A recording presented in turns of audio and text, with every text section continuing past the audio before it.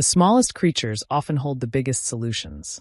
My name is Dr. Marcus Patel, and this is the story of how my lifelong obsession with bugs prevented a global food crisis.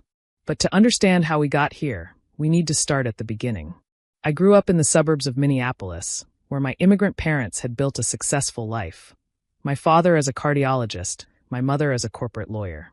My sister Priya followed in their footsteps, excelling in pre-med at Stanford.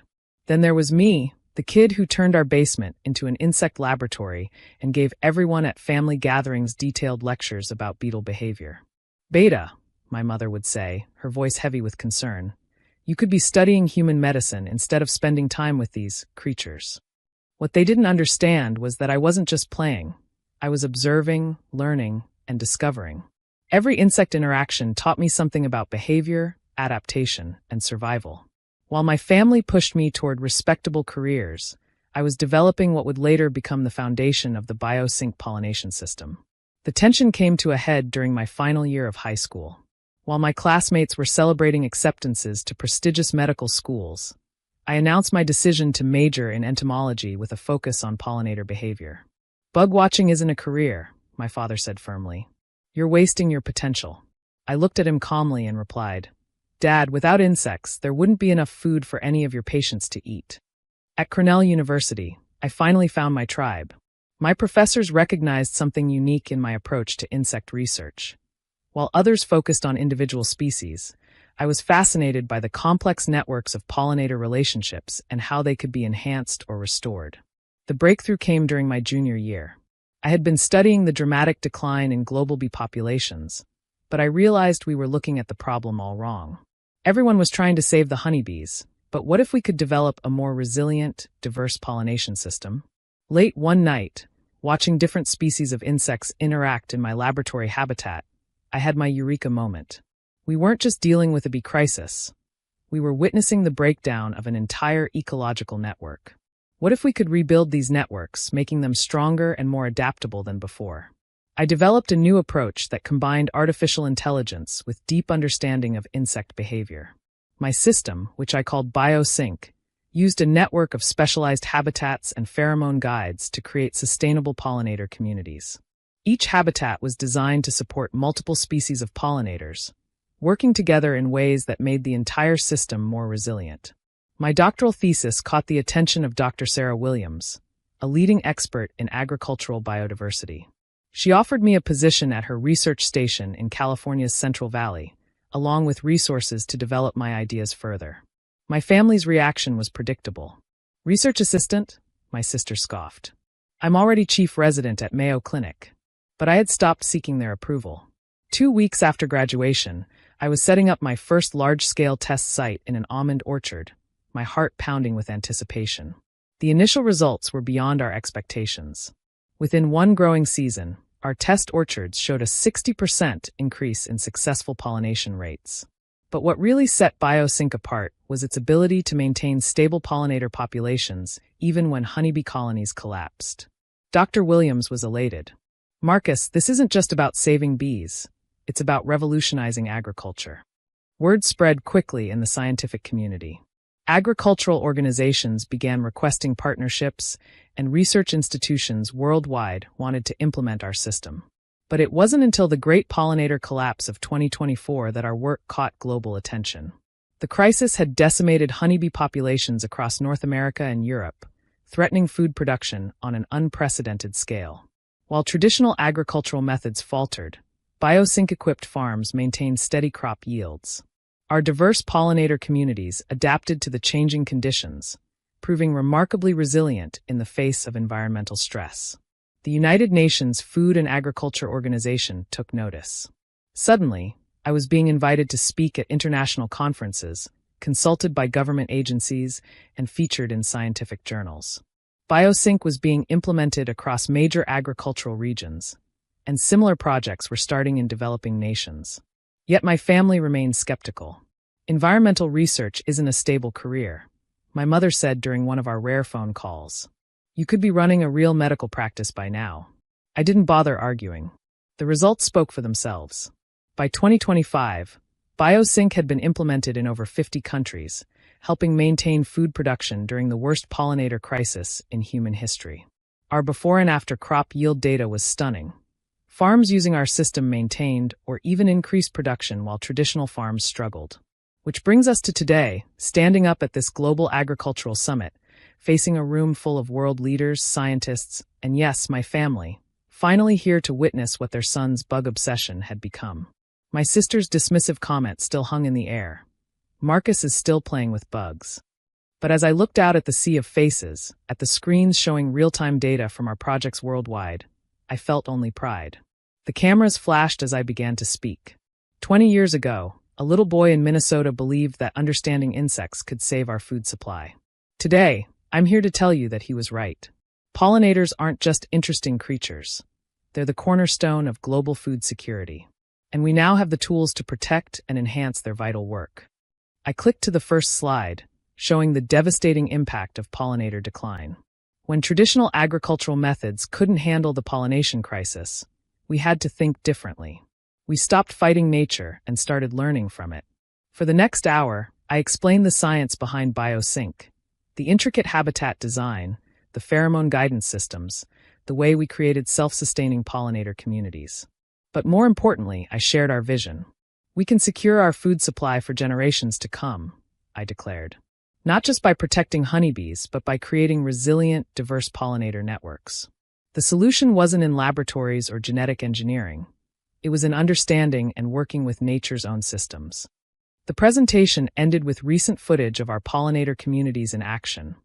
Dozens of species working together in harmony, maintaining food production even in challenging conditions. The applause was thunderous. Later, at the reception, my family approached. My mother's eyes were wet with tears. "Marcus," she said softly, "we were wrong. So wrong." My father, ever the scientist, had questions about the biological mechanisms and ecosystem dynamics. Even Priya, the Mayo Clinic hotshot, was particularly interested in the potential medical applications of our insect-based research. "You really did change agriculture," she admitted, hugging me tightly. "With bugs of all things." But the most meaningful moment came when a young boy approached me, clutching an insect field guide. "Dr. Patel," he said shyly, "I want to be like you when I grow up. My parents say studying insects is weird, but..." I knelt down to his level. "Let me tell you a secret," I said, smiling. "Every scientific breakthrough begins with curiosity, and every great discovery starts with observation. Never let anyone tell you your interests are too strange or too different." That evening, I stood on my hotel balcony, watching insects flutter around the garden lights. My phone was buzzing with messages, congratulations, interview requests, offers of collaboration. But my thoughts were in that long-ago basement, where a little boy believed in the power of understanding the smallest creatures.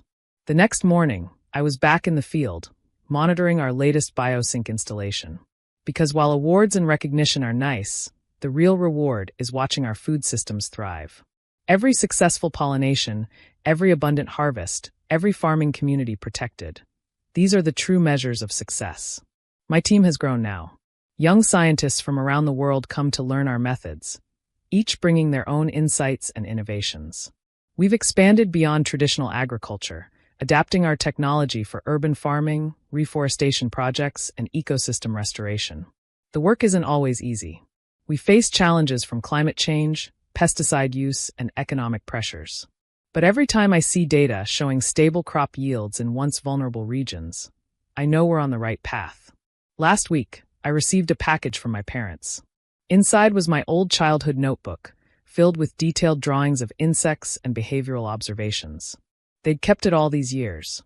Tucked inside was a note. "Dear Marcus, we kept this to remind us of how wrong we were. Your bug obsession wasn't just playing, it was research. It was innovation. It was love for our planet's smallest but most important creatures.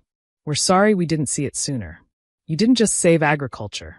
You showed us a new way of seeing the world. Love, Mom and Dad." I keep that notebook in my field laboratory now, alongside our latest monitoring equipment and research data.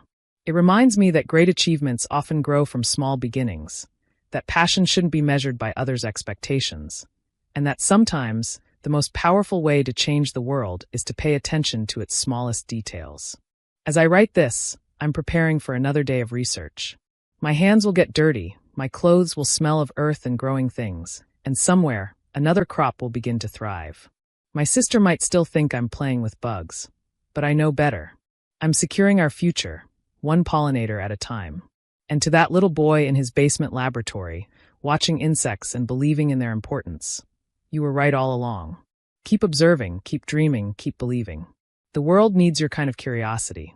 Today, when people ask me what I do, I don't say I'm an entomologist or an agricultural scientist or even a pollination expert. I tell them I'm an insect whisperer. Because that's what my work is really about, listening to the language of insects, understanding the rhythm of natural systems, and helping them work in harmony. Agriculture is thriving, faster than anyone thought possible. Our method has been adopted by farmers in over 70 countries. The United Nations has set ambitious goals for sustainable agriculture using our technology. And every day, more people are beginning to understand what that little boy in Minneapolis knew all along. That insects aren't just interesting creatures. They're the key to our food security. My family now jokes that they should have invested in my bug collection years ago. But this was never about money or success in the traditional sense. It was about proving that passion, when nurtured and developed with dedication, can blossom into solutions the world desperately needs. As I prepare for my next presentation at the World Food Security Summit, I think about all the other dreamers out there. The ones being told their interests are too weird, their passions too strange. To them, I say, hold on to your dreams. Nurture them like precious specimens. Because you never know which careful observation might grow into a solution that changes the world. The fields are buzzing again, and somewhere in Minneapolis, in another basement laboratory, new experiments are taking root. My nephew has started his own insect collection, much to everyone's amusement. But this time, no one's calling it creepy. After all, they know better now. Sometimes the biggest changes start with the smallest creatures. And as for me, I'm still studying bugs. And I wouldn't have it any other way. 10 years have passed since that global agricultural summit. The BioSync project has exceeded our wildest expectations. Over 80% of major agricultural regions now use our pollinator management system. Crop yields are stable or increasing, and farming communities report healthier, more resilient harvests than they've seen in generations.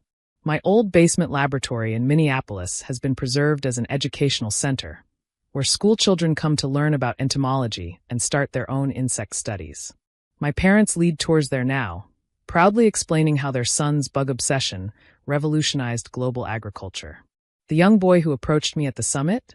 He's now one of our most promising researchers, developing new applications of our technology for urban agriculture. When I see him working in our laboratories, that same look of wonder in his eyes that I had at his age, I know our legacy is in good hands. Last month, I received the highest honor of my career. Not another scientific award or UN recognition, but a letter from a small farming community in India. It contained a preserved butterfly and these words. Dr. Patel, you helped us remember what our ancestors knew, that the smallest creatures are often the most important. This butterfly was found in our fields, part of the thriving pollinator community your system helped create. Keep it, and remember that your work has planted seeds of hope across the world. That butterfly now sits in a special place in my laboratory, alongside my first insect specimens. It reminds me that every great achievement starts with a simple act of curiosity, believing that something small can teach us something magnificent. To anyone reading this who's being told their interests are too weird, their passions too strange, or their observations too trivial, remember my story. Remember that the world needs all kinds of minds, all kinds of dreams, all kinds of solutions. And sometimes, just sometimes, playing with bugs can save the world. Thanks for watching. See you again in the next video. Stay stunned.